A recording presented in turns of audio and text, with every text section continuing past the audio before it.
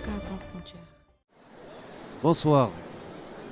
À l'occasion de la 19e édition du Salon international de l'édition et du livre de Casablanca, le pavillon du Conseil de la communauté marocaine à l'étranger a le plaisir d'accueillir M. Jean-Claude Ergotte, qui est membre de la commission Islam et laïcité à Paris. Bonsoir M. Ergotte.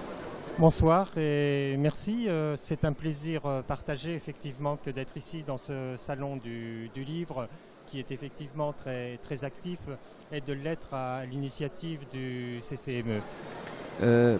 Alors, vous avez plusieurs casquettes. Donc, dans le temps qui nous est imparti, je voulais vous poser une question sur un projet dans lequel vous étiez acteur. Mais au-delà de ce projet spécifiquement, bien sûr, je parle de la construction de la mosquée de Strasbourg. Mais la construction des lieux de culte, quelle problématique pose-t-elle? Et comment vous avez pu, dans la ville de Strasbourg, être un peu pionnier dans le traitement de cette problématique? Je crois qu'à Strasbourg, nous avons été pionniers, notamment parce qu'il y avait une volonté politique, et cette volonté politique était celle du maire de l'époque, Catherine Trottmann, qui était de formation théologienne, et dans une région où il existe des cultes reconnus, cultes catholiques, les cultes protestants et le culte consistorial juif, le fait de poser la question de l'insertion d'une nouvelle tradition, l'islam, apparu une nécessité politique. C'était quelque chose qu'il fallait inscrire à l'agenda des élus.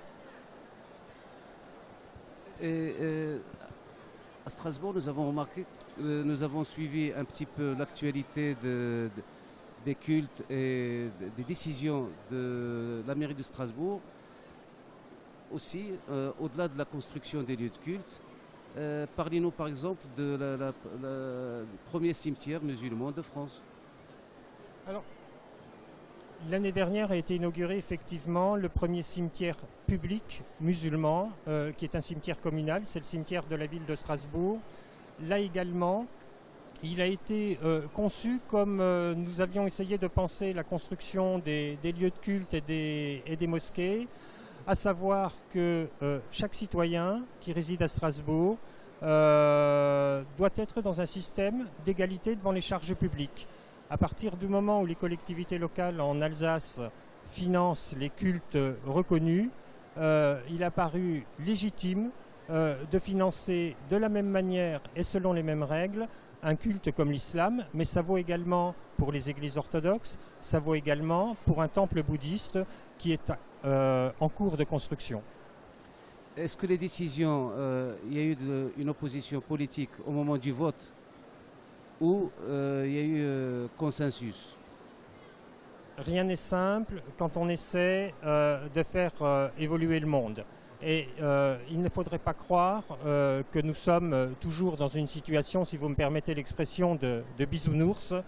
Les premières délibérations de la ville de Strasbourg pour la création d'une mosquée, il a fallu que dans l'hémicycle du conseil municipal, il y ait une compagnie de CRS pour permettre d'obtenir le vote.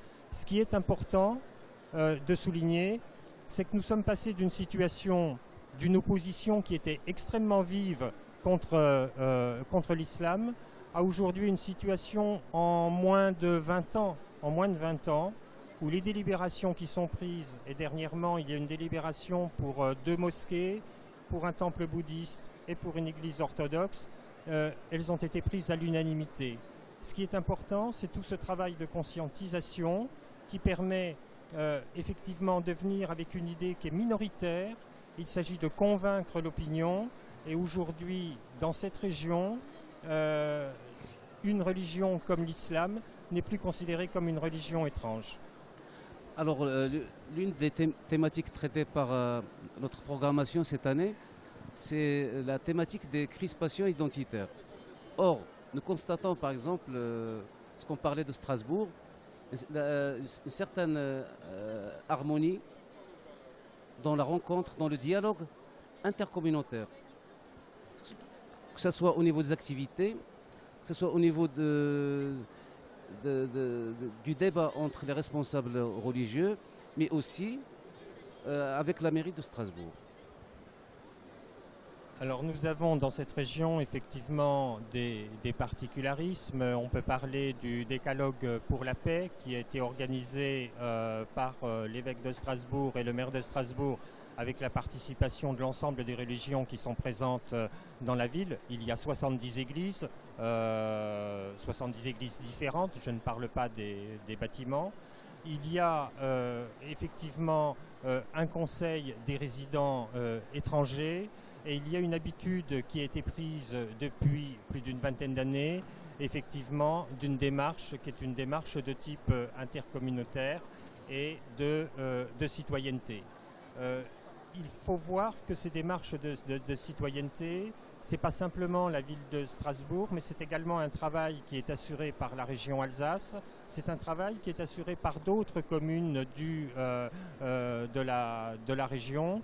Et manifestement, aujourd'hui, on en récolte les fruits, mais bien évidemment, c'est quelque chose qui doit être continué et qui doit être poursuivi. Pour ma dernière question, vous qui êtes un grand connaisseur de la laïcité et qui faites partie, qui êtes membre de la commission Islam et laïcité, est-ce que la laïcité est entendue de la même manière en Alsace par rapport aux autres religions de France, aux autres régions de France ou par rapport à d'autres pays? Est-ce que ce concept, depuis le départ, est-ce que c'est un concept qui s'entend de la même manière? Ou bien c'est un concept évolutif selon les pays, selon les régions, selon les aléas politiques? Je serai prudent sur ma connaissance de la laïcité. Je me référerai au rapport qu'a fait le Conseil d'État sur le centenaire de la loi de 1905, où il disait qu'il n'y a pas aujourd'hui de définition de laïcité sur laquelle il puisse y avoir un consensus. La laïcité est une notion qui est polysémique et qui varie à la fois selon les époques, selon l'histoire, et qui varie selon les territoires. Et ensuite, je dirais, toute personne, ça va varier également avec les convictions des uns et des autres. C'est vraiment un concept qui est difficilement opératoire. Pour autant, même si la laïcité est difficile à définir, par l'une de ses conséquences, à savoir la neutralité de l'espace public, cela permet, je dirais, dans cet espace public, que les uns et les autres se rencontrent, se dialoguent.